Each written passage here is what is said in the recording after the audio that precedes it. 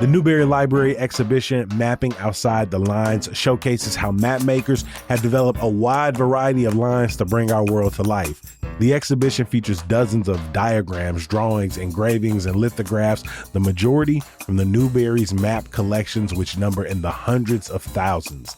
Mapping Outside the Lines is free, open to all, and runs through February 14th, 2026 at the Newberry Library. For more information, visit newberry.org. Every Chicagoan knows the Loop means business, and membership with the Chicago Loop Alliance can connect you with the powerful network of leaders and innovators helping shape the city's most visible district. As a member, you'll gain access to marketing opportunities, news, events, and neighborhood initiatives to highlight your business. Plus, you can make meaningful connections with peers, partners, and community stakeholders. Get connected at loopchicago.com/join. Make sure you stay tuned after the interview for a conversation sponsored by the Department of Cultural Affairs and Special Events about this year's tree lighting in Millennium Park. Today on CityCast Chicago.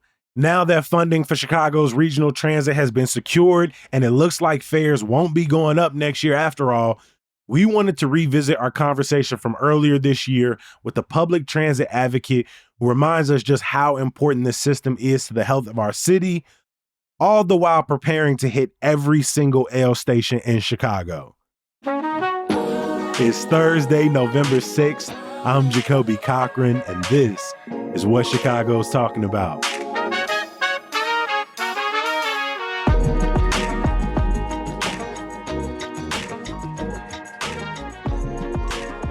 Annalee's videos recently came across my TikTok feed where she was ranking the most beautiful views that you could find across Chicago's various train lines. But she's also working on something called the L Challenge, where you ride every line and hit every stop in one day as fast as possible. Annalee, welcome to CityCast Chicago. Thank you so much for having me. Before we jump into it, how often do you find yourself on CTA, whether it's a bus or a train? Almost every day. And what is the line that you most frequently ride? I'm a red line girl through and through. Come on. I grew up right off of the red line, off of 87th Street, near the Dan Ryan. My grandparents stayed on both sides of it, one being off of 87th and Stony, one being off of 87th and Halsted, and the red line is sort of where we sometimes meet in the middle. And so I've been taking the red line throughout my life. What was it about CTA, your frequency of taking it, that made you want to start filming content around your experience on the train? Yeah, I moved to Chicago about 7 years ago for college, and I've been here ever since. And I was forced to take CTA. I didn't have a car until a couple months ago, but I've been completely dependent on CTA for forever. And so I thought about it for a while, I kind of want to ride all of the lines from start to finish just for fun, because why not? And so I was like, okay, you know what? Maybe this is the year that I'm going to do that. And so I did that last year. Because that's what I like to do for fun, I guess. And I was like, you know what, let me just record this and share it out, just because I like the CTA. I know other people don't or have strong feelings either way about it. But I was like, you know what, let me just put out some good vibes around the CTA, because there's, at least that I see, a lot of negative chatter about it. I was just like, well, let me put out some good vibes about the CTA. I completely understand. I've ridden the train thousands of times in my life. And for most of us, it is a mundane, almost weekly, everyday experience.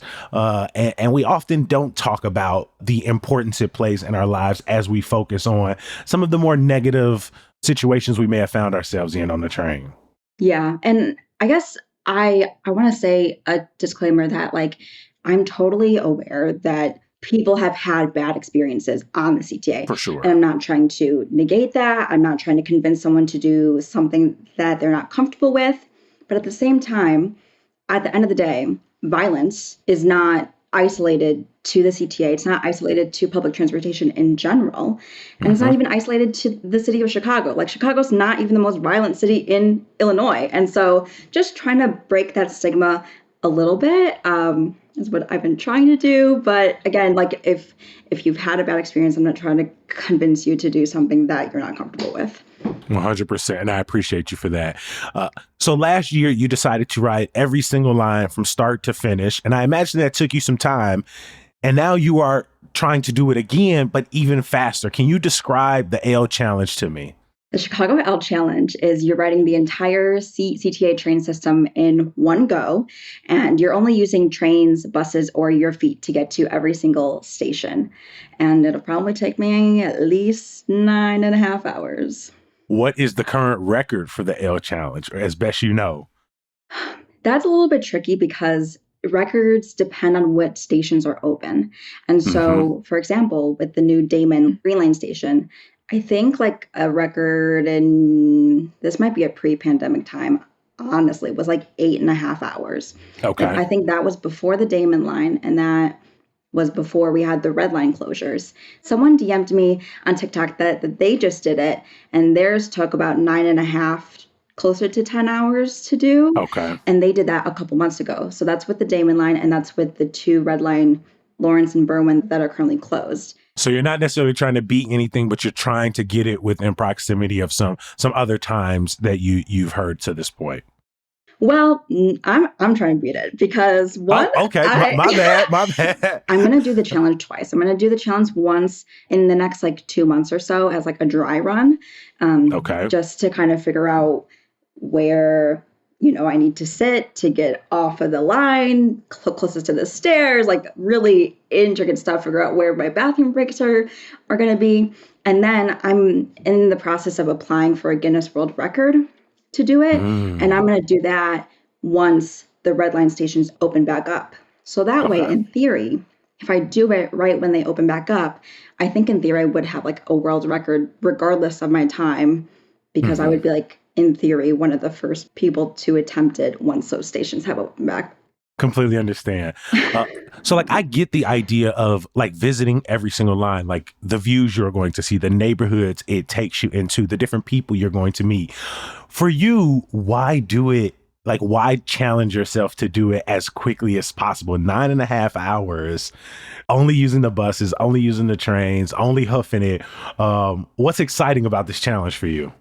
It feels like a good way to kind of wrap up this series-ish that I've made, and kind of wrap up my journey of like writing every CTA line from end to end. I just think it would be fun. And currently, at least from the records that I've seen, it's a bit of a boys' club. Come on. And so I was like, well, let me, as a little 5'2" girl, let me come on top. And honestly, as chaotic as this sounds, my ultimate end goal for this is like, if it'll help me get on Survivor, which is very chaotic. But I really want to be on Survivor. And I feel like I really want my application to stand out. And I think this could maybe do it. So no, I love that. What kind of challenges do you anticipate? You've talked about delays. You've talked about bathrooms. You talked about the dry run of trying to figure out how to best position yourself at every stop along the journey. What are some of the biggest challenges you're trying to like solve for?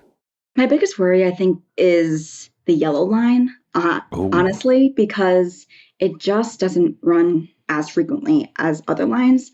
And I mean, if I'm waiting 20 minutes, that's 20 minutes, I'm losing time. And that's losing time. And so the yellow line is going to be the second line that I do. It's going to go purple, yellow, and then red, and then go around. So yeah, I kind of need to figure out like when their rush hour period kind of starts. But I am worried about the yellow line. I was worried about the buses. I have a couple of bus transfers that I need to do, but I am comforted by the fact that CTA just revamped a few bus routes that are running every 10 minutes. Hopefully it doesn't throw me off. Another challenge I'm thinking about, bathrooms, right? We just, in our Hey Chicago newsletter and on our website, chicago.citycast.fm, we were kind of talking about public bathrooms that are available to people, libraries, sometimes at a CTA station. Right now, where are you trying to factor in your bathroom breaks? I'm really trying to limit my bathroom break to one. Okay. It's probably not the healthiest thing for me to do, but I'm really going to limit my liquid intake. I just don't think that there's like a lot of good close options for me. And if there are, like, I don't want to go into like a business that would require me to buy something, and not that I'm not happy to buy something, but then that'll set me back on time. I'm on a race against the clock. I'm on a race, babe. And my one friend was like, you could wear a diaper. I was like, I could. But I do not want to have to say in every interview after, when people ask, what'd you do about the bathroom? What you mean? I took the bathroom with me. Truly, I know some people on my TikTok were like, well, the train is a bathroom. I'm like, no, I'm not going to piss on the train, please. All right, But, but yeah, I mean, I think my closest bathroom in theory is at the Blue Line at O'Hare. Okay. But that's like basically almost at the end of my journey. And so if I really need to, and if there's a good amount of space between two trains, then I guess I'll run. But I don't know. Maybe I can hold my pee for like 10 hours. We'll see. I think you'll make it through. I think you got this.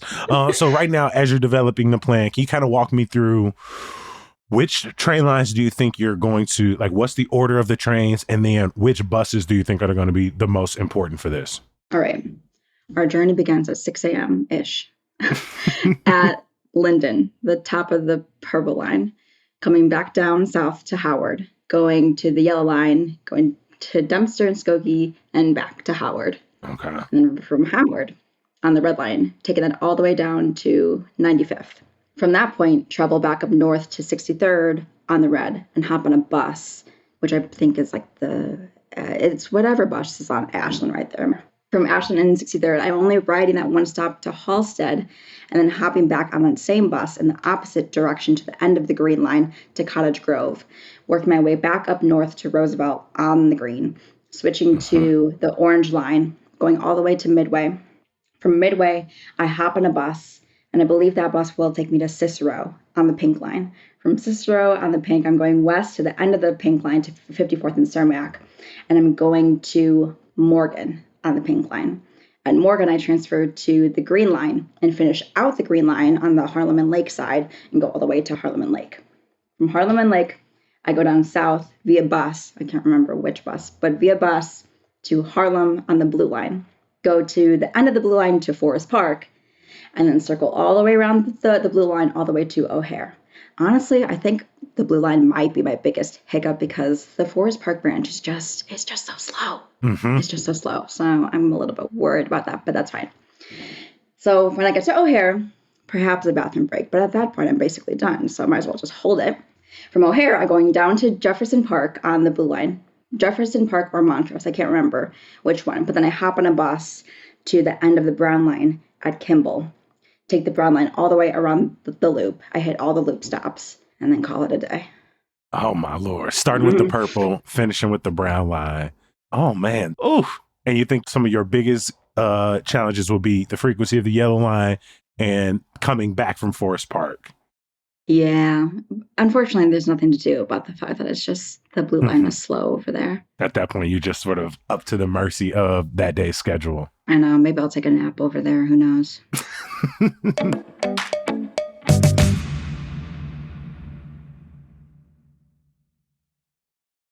November is Homelessness Awareness Month. Now, most of us know homelessness is a problem in Chicago. We see our neighbors sleeping in parks and bus stations, and we want to help. That's why in November, Deborah's Place is focused on raising awareness about what actually works. Permanent housing, not just overnight shelter, paired with supportive services. At Deborah's Place, that model, permanent supportive housing, has helped thousands of women find paths towards stability. When we can provide housing paired with necessary resources, our communities become safer and more livable for all Chicagoans. So learn more about events in the community and how you can support Deborah's Place at deborahsplace.org.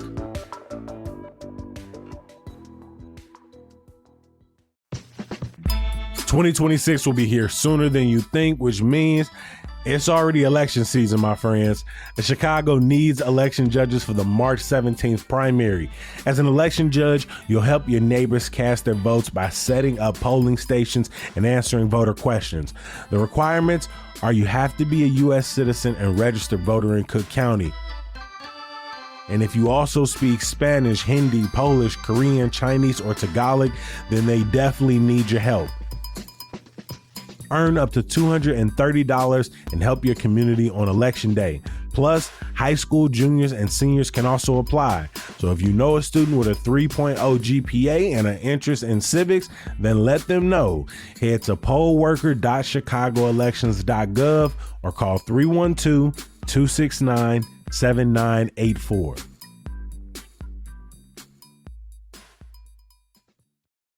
Annalee completed the CTA challenge this past summer with a time of 8 hours, 53 minutes, and 13 seconds. Our social media manager, Rick Homuth, joined her for part of her journey. You can check out the video on our Instagram and TikTok. Now let's get back into the conversation with Annalee. You've already written all of Chicago's lines from start to finish, and you ranked the best views.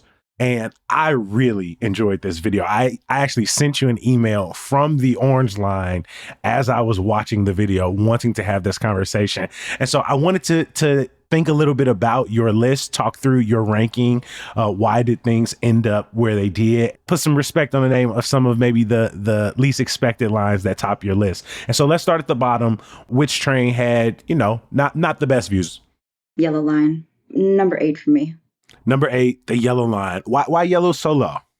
One, it's just so short. And so in itself, there's not a whole ton to see. And in my video, I was like, it's a little bit tree heavy. And people are like, you don't like trees? I do like trees. Let me be clear, okay? Save the trees. But the thing is that you're so close to the trees, you can't really appreciate them. You know what I mean? 100%. So if they were a little bit further back, if you could have like a wide open view of a collection of trees, sure, but you're too close to really even appreciate it. So yellow is number 8 for me. All right, coming in number 7, who's next? Red Line, love her. I love the Red Line, but I as soon as I saw it, I was like, especially going south, I'm like, you in the middle of the damn highway the whole time when you're not underground. Exactly. Okay, I just put out a video of my ranking of all the lines in general, and people were really mad because I did put red at number 1, and they're like, you're trolling us, this is fake, blah, blah, blah. I'm like, actually, I just like the Red Line. Sorry. I love the Red Line. And I do think in terms of from line to line or from start to finish, which one I think covers just an amazing amount of ground. Yeah. The variety of neighborhoods, the variety of history. And I think if you want one that encapsulates the story of Chicago, good and bad, I think the Red Line is one that becomes like a very contemplative ride about the state of Chicago. Thank you. Yes, I agree. Yeah. So, but when you're talking views, but when we're talking views, limited. That's why it's so good for contemplation. You not looking out the window. No, truly contemplation. I'm a regular napper on the Red Line. I love a Red Line nap. It's where I get my afternoon naps. And so, yeah, I mean, just a lot of highway, and then you're underground. And then when you're up on the north side, again, you're just too close to buildings to even really appreciate it. So sorry, Red. I do love you, though. So yellow at 8, running from Howard to Dempster Skokie. Red Line from Howard to 95th, coming in 7th. What's next? Purple. This is a Purple Line train to Linden. Right? You do catch like an occasional glimpse of a really beautiful house. And then you get on Zillow and be like, oh, dang, I can't afford that. I'm going to be real with you, G. I didn't even know there was a Purple Line like that until I started hosting the Moth at Space up in Evanston. I had never taken it before, and thus it was not one that I rarely thought about. And when I typically look at the map, like the CTA rail map, I almost always gloss over the yellow and the purple. Like, what am I looking up there for? I ain't up there all that much. There you go. Yeah, I only recently have been spending a little bit more time in Evanston, and there's a lot of good food up there. So check it out. Yeah, I start paying attention probably around Loyola or even further down around like Argyle. All right, so yellow, red, purple, then blue. I hate to say it, the blue line is my least favorite line of all of them. But for view-wise, it's in 5th for me. Why is it your least favorite? For a very shallow reason, in that the Forest Park branch is so slow. Like when I'm riding a train, I want to have to engage my core to be able to sit up straight when I'm riding. And that Forest Park branch, I'm like, I can walk faster than that. And it's frustrating for me as someone, I I am a very fast walker, Me and too. my friends will really call me out on it. And I need the blue line to also be there because it's like painful. It's painful to me. It is the longest Chicago train line at close to 27 miles and 33 total stops, 11 on the Forest Park branch, 9 in the Milwaukee Dearborn subway, and 13 on the O'Hare branch. Chicago's longest train, one of its busiest, and it is not my least favorite because I think for me, my favorites are probably ranked on their relevance. It ranks high for me just because so much of my favorite things are off of the blue line, especially the O'Hare branch. But I hear where you're coming from. I 100% hear where you're coming from. Okay, what's next? What is in fourth place? We're in the top four now. Green. Okay. Green really surprised me. I really haven't spent a ton of time on the Green Line. It's a really nice ride. It's a really nice ride. I like it a lot. Very scenic, I feel. You go through so many different neighborhoods.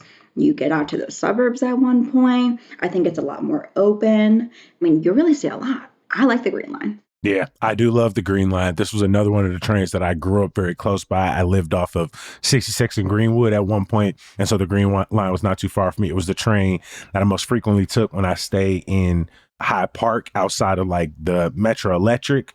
And again, one of my favorite things in Chicago is off the Green Line, and of course that's Conservatory Central Park Drive. Getting off of the Green Line and seeing the conservatory is just one of my favorite feelings in the city. And so a big fan of the Green Line. I also think sometimes people forget that it has a presence on the South Side as well. hmm The Green Line is also the only train ride experience that I have personally been on where the train operator is really cracking down on the people smoking. That was thrilling to me as someone who doesn't like to be hotboxed when I'm going home. So Understood. Understood. All right. Now we are into your top three. And I think two of the city's most slept on lines have made it into your top three. So I'm excited to see where these fall. 3, the Brown Line. She's cute. She's cute. When you said that, I made me think of Aretha Franklin talking about Taylor Swift. She was like, cute gowns, cute gowns.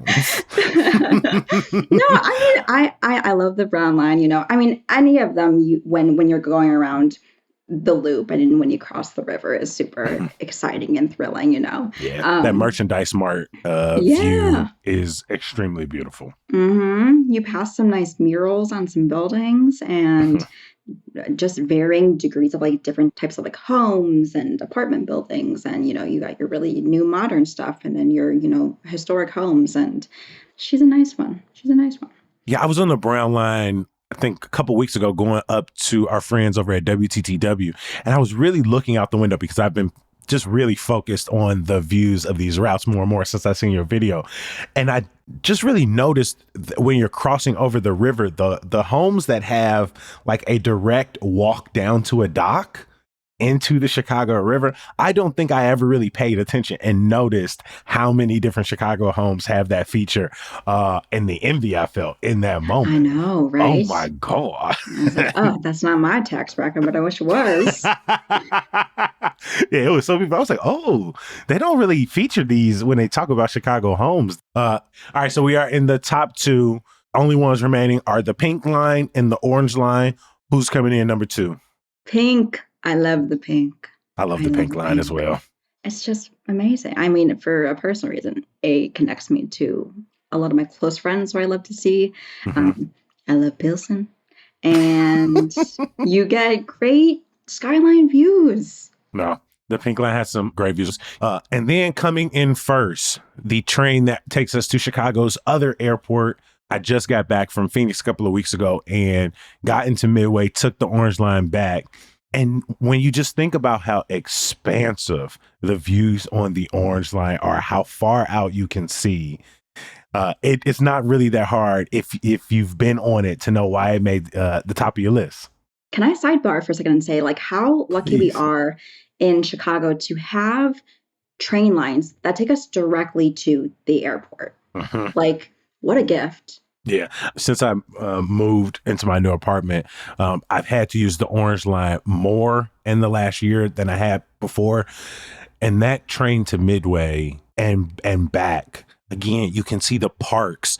You can see all of the churches sort of peeking out over the homes on the southwest side. Like you get some of those train landing views, train taking off views. You can see the full green of the parks. Yeah, I'm a big fan of that orange line. It's so underrated. And because it goes through the downtown, but into the southwest side, into the second most used airport, I do think it's one that is slept on a lot. It was our producer, Michelle Navarro's childhood train line, and one that she still lives by. Orange Line riders have a lot of pride over their trains because on my videos, they come flocking to the comments and they are proud of their Orange Line. Orange Line and Yellow Line riders, they're like Skokie Swift thing. They come in hot and I don't blame them. What do you hope people get once they sort of finish watching, whether it's your best scenery on the L or once they finally watch your finished L Challenge project? What do you hope people take from it? Save your coin and take the CTA, babe. You know what I mean? No, but in all seriousness, I think, like, again, not discrediting anyone's personal experience on the CTA at all. Like, if you don't feel safe to take it, don't take it. You know what I mean?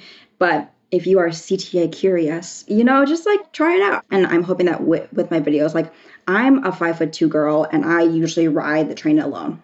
And I take it at night too. And I do it all the time. You be napping on that mug. I nap on it. I nap on it regularly. And thankfully, knock on wood, I haven't had any significant issues that would deter me from taking it long term. And so I think we have a great city and our public transportation system is an integral part of that. And so I hope you feel inspired to hop on public transportation for wherever you need to go. And I hope you feel inspired to contact your representatives to advocate for funding and continued support, and because it's so important, and it's another big contributor on why, at least I think that Chicago can be so affordable for people who are lower income.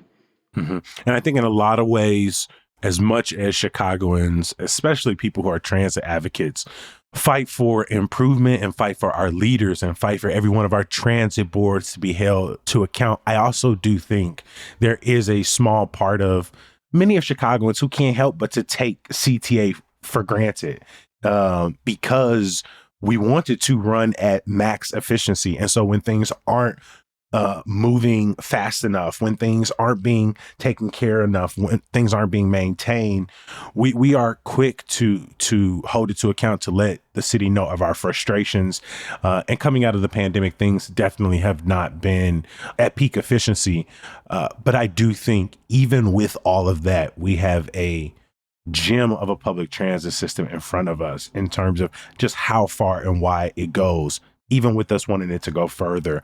And I hope more people see your videos and, bring some good content to CTA, right? It isn't all, smells of piss and put out cigarette butts. Again, please join me in giving a huge thank you to Anna Lee. We appreciate you making time for CityCast Chicago. Thank you so much. Up next, we've got a segment sponsored by our friends over at D-Case about some holiday festivities this month, including the tree lighting ceremony in Millennium Park at the end of November.